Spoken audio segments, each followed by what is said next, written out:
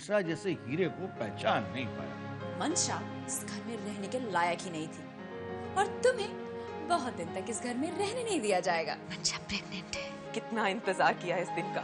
मैंने भी बहुत इंतजार किया है तान्या। मंशा और मैं तब तक उस घर में कदम नहीं रखेंगे जब तक वो सारे लोग अपने मुंह से ना कहें कि मंशा बेकसूर है। तान्या कातिल है आपके बच्चे की।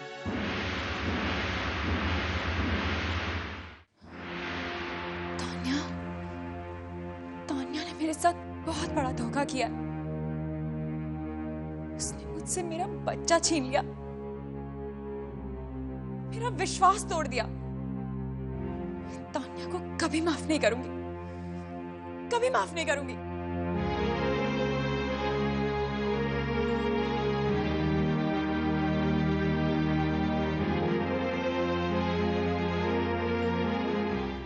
और हाँ, आप लोगों के जिन अरमानों का, जिन सपनों का खून किया तान्या ने, आज मंशा वही अरमान, वही सपने पूरे करेगी। मंशा अब मां बनने वाली है।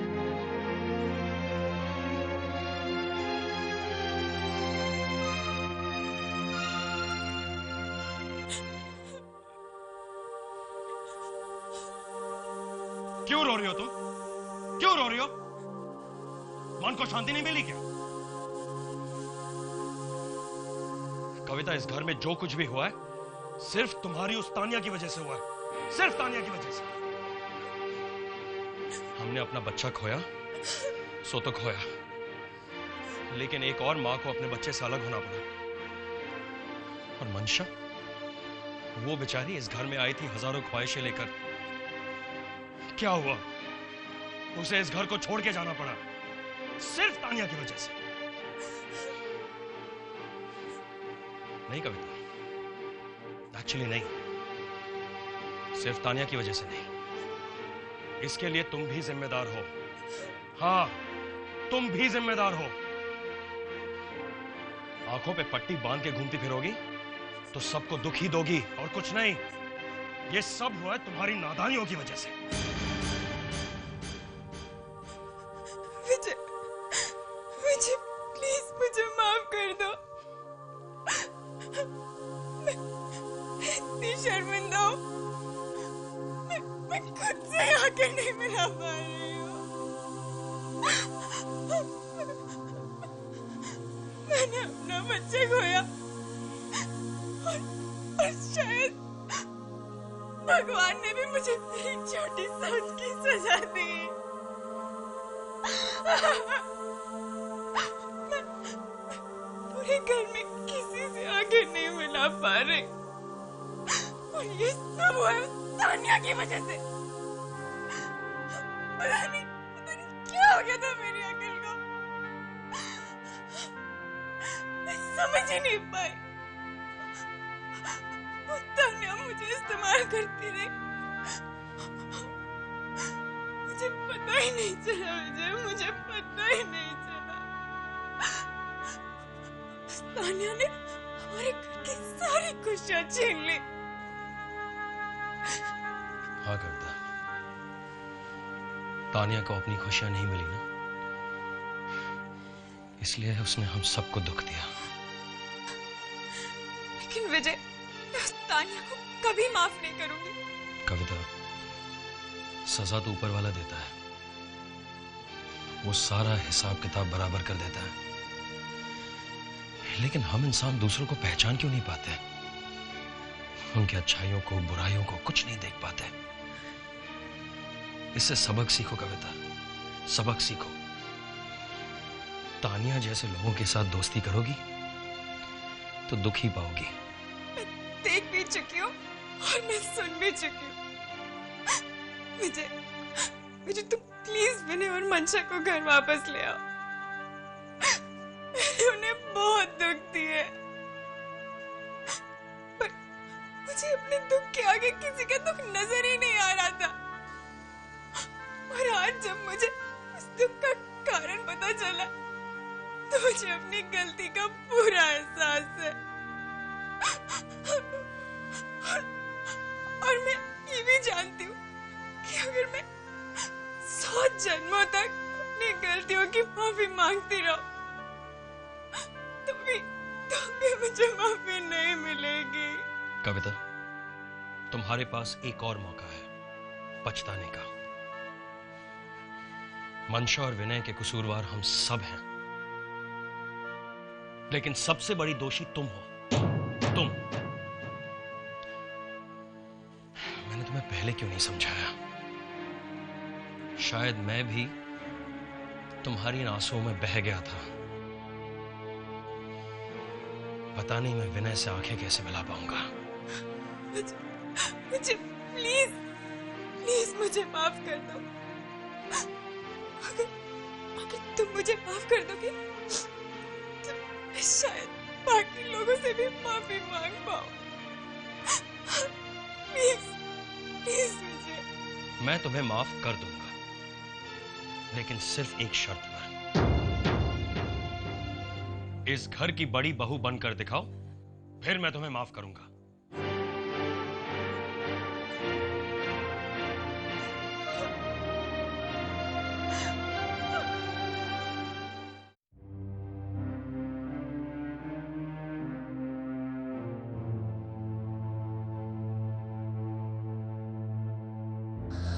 ठीक कहा था गुरुजी ने कि इस घर से अन्याय की बू आ रही है। इस घर में किसी के साथ अन्याय हुआ है और मैं उस वक्त समझ बैठी कि अन्याय कविता के साथ हुआ है, क्योंकि उससे उसका बच्चा छिन गया है। शायद उस वक्त गुरुजी का इशारा मंशा और विनय की तरफ था। शायद नहीं, उनका इशारा मंशा और विनय की तरफ ही था।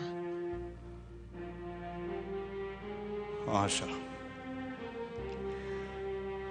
बहुत बड़ी बेइंसाफी हुई उन लोगों के साथ।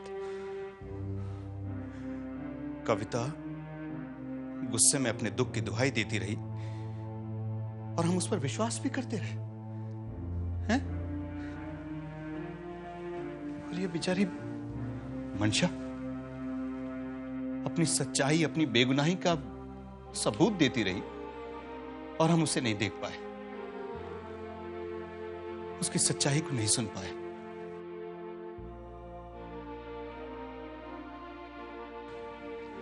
बहुत बड़ी भूल हुई हमसे। हमारी गलतियों की सजा विनय और मंशा को भुगतना पड़ रहा है। मंशा ने तो जाते वक्त ही मुझसे कहा था कि मैं माँ और बेटे को मिलाने की कोशिश करती रहूंगी। और देखिए ना, वो तो कोशिश करती भी रही और हम अपने ही बच्चों के लिए इतनी गलत फहमियां, इतनी नफरतें पाल बैठे। अच्छा, मेरी तो कुछ समझ में नहीं आ रहा है। मैं किस मुंह से विनय से, मंशा से माफी मांगू? कहते हैं कि जब बच्चे गलती करते हैं तो बड़े माफ करते हैं। जब बड़े ही गलती करें तो देखिए, बड़ों में भी ये बड़प्पन होना चाहिए कि वो अपनी गलती को स्वीकार कर सके, अपने बच्चों के सामने जाके माफी मांग सके। हमें पश्चाताप तो करना ही है अपनी गलतियों का, और हमारे सामने सिर्फ एक ही रास्ता है कि हम खुद विनय और मंशा के पास जाएं, उनसे माफी मांगे और उन्हें बहुत प्यार और इज्जत से वापस लेके आए। अब विनय और मंशा अकेले इस घर में नहीं आएंगे। उनके साथ हमारे घर की, हमारे वंश की निशानी भी है। हाँ आशा, इसी को तो कुदरत का न्याय कहते हैं। जिस मंशा पर इस वंश की निशानी मिटाने का इल्जाम लगा था, जब वो इस घर में वापस आएगी तो इस वंश की निशानी के साथ। अब तो मुझे मंशा के कदमों के नीचे फूल बिछाने हैं। बहुत चली उस बेचारी ने कांटों पर। शादी को चंद दिन भी नहीं हुए थे से हम सबकी नाराजगी का तोहफा मिला। आप देखिएगा मैं उसे कैसे पलकों पर बिठा कर रखती हूँ। आशा, विनय और मंशा वापस आएंगे इस घर में? आना ही पड़ेगा। एक माँ का दिल बहुत रोया अपने बच्चों के लिए। ये दिल बहुत रोया अपने बेटे के लिए। भगवान को मेरे आंसुओं की लाज रखनी ही पड़ेगी।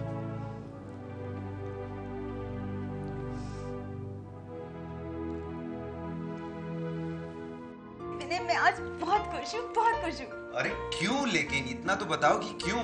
क्योंकि मैं कल से काम पे नहीं जा रहा हूँ इसलिए? इसलिए भी और इसलिए भी कि तानिया से पीछा छूटा। विनय, एक बात का मुझे तुमसे थैंक्स करना है। किस बात का? इस बात का कि तुम्हें मुझ पर पूरा भरोसा था और मेरे सिर पर जो इल्जाम था उसका दाग मिटाने के लिए। मंशा, एक बात का मुझे दुख होता था, बहुत दुख होता था तुम्हारा हाल देखकर। तुम चुपचाप सब कुछ सहती रही। मेरे परिवार का हर सदस्य तुम्हारे खिलाफ हो गया, लेकिन तुम्हारे दिल में उन सब के लिए ना तो प्यार कम हुआ ना ही इज्जत।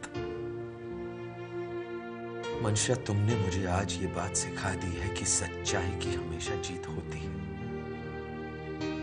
मैं आज तक अपने आप को तुम्हारा दोषी मानता था, क्योंकि तुम्हारा पति होने के बावजूद मैं अपने परिवार को तुम्हारे सच्चाई का यकीन नहीं दिला पाया। विनय, मेरे लिए सबसे बड़ी बात यही थी कि तुम्हें मुझ पर भरोसा था। माँ, पापा, कविता भाभी, विजय भैया ने मेरे सिर पर इल्जाम धरा। मुझे बुरा लगा, पर तुम्हारे साथ ने तो मुझे सब कुछ भुला दिया। विनय, अगर तुम भी ना मुझ पर शक करते तो मैं तो मर ही जाती। मंशा, मुझे तुम पर इतना भरोसा है कि तुम पर शक करने से पहले मैं ही मर जाता। हे भगवान, आज बहुत दिनों के बाद वो सुबह आई है जब दिल पर कोई बोझ नहीं है।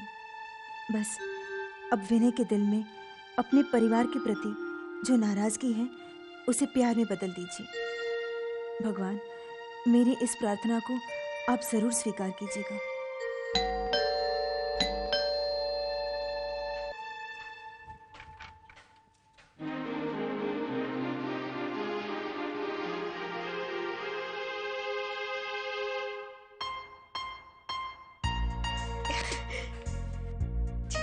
हाँ भाई मंशा, कौन?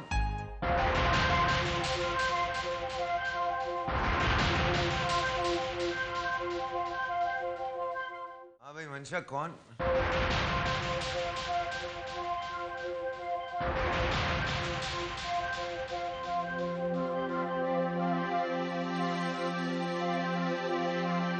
बेटा, हम लोग तुम्हें लेने आए हैं। वापस घर चलो। विनय बेटा, बेटा अपने पापा को माफ नहीं करेगा? मंशा, समझाओ ना इसे। विनय, प्लीज मेरी बात मान ले, प्लीज आ जाओ। विनय, अपनी माँ की बात भी नहीं मानोगे? माँ, आप लोग सब मुझसे कह रहे हैं कि घर वापस चलो, लेकिन आप लोग भूल रहे हैं कि आप सब मंशा के दोषी हैं।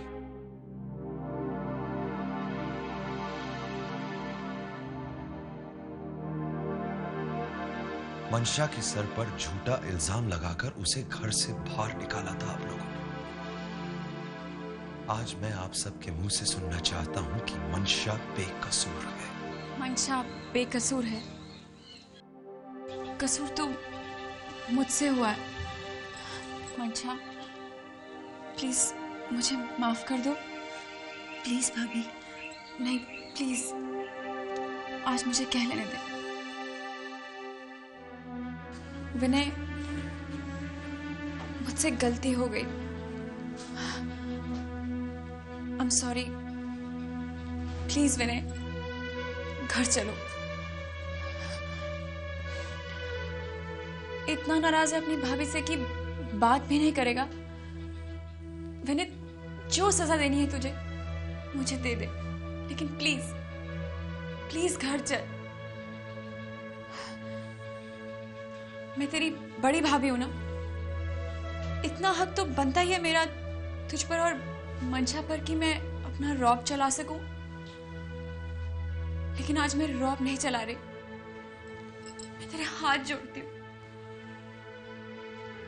मैं तेरे पांव पड़ती अरे हूँ। नहीं भाभी, ये आप क्या कर रही हैं? हम पर रूठना तो आपका हक है, हमें आपको मनाना चाहिए। उल्टा आपने हमें मना दिया।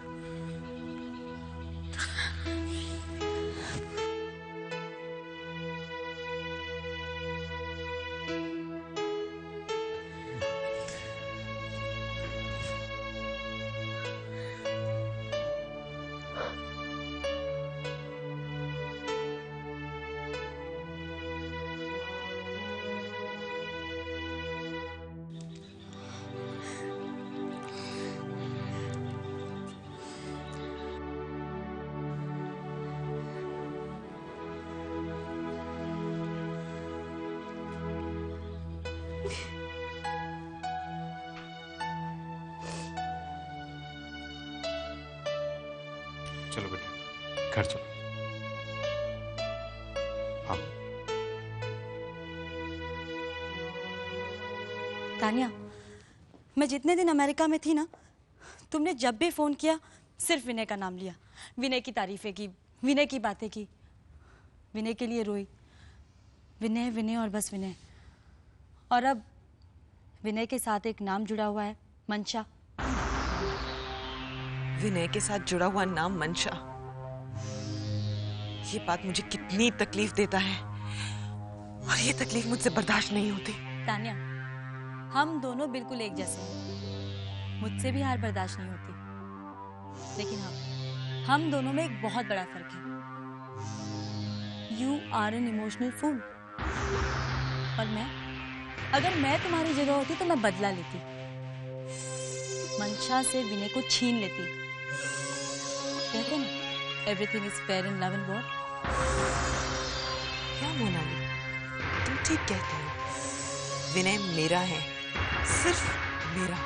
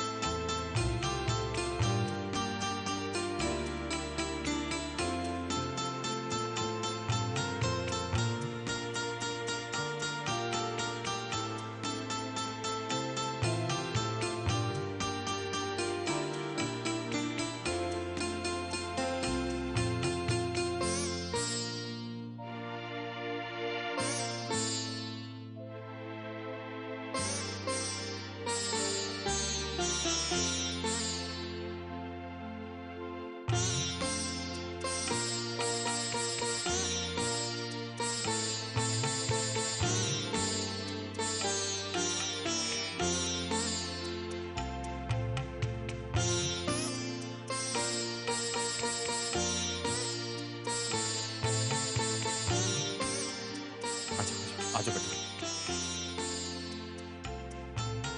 आज हमारे बच्चे हमारे घर वापस आ गए, इससे बड़ी खुशी कोई नहीं हो सकती। लेकिन इस खुशी से जुड़ी हुई एक और खुशी है जिसको मैं बयान नहीं कर सकता। हमारे खानदान का, इस परिवार का नया मेहमान भी तुम्हारे साथ साथ आ रहा है।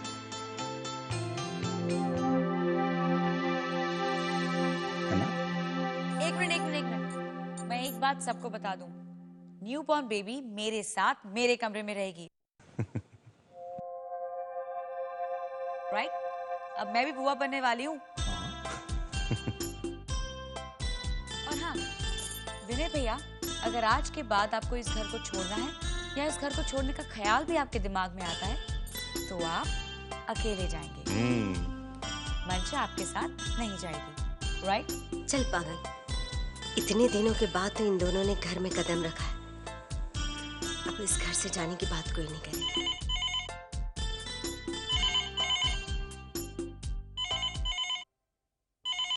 हेलो, या 1 मिनट। मंशा, तुम्हारा फोन। घर आई नहीं कि फोन आने शुरू हो गए। देना होगी। ये ले। हेलो भाभी। हाँ, हम घर वापस आ गए हैं। हाँ हाँ, विनय भी मेरे साथ है। तुम्हें जो करना है वो तुम कर लो। I don't care.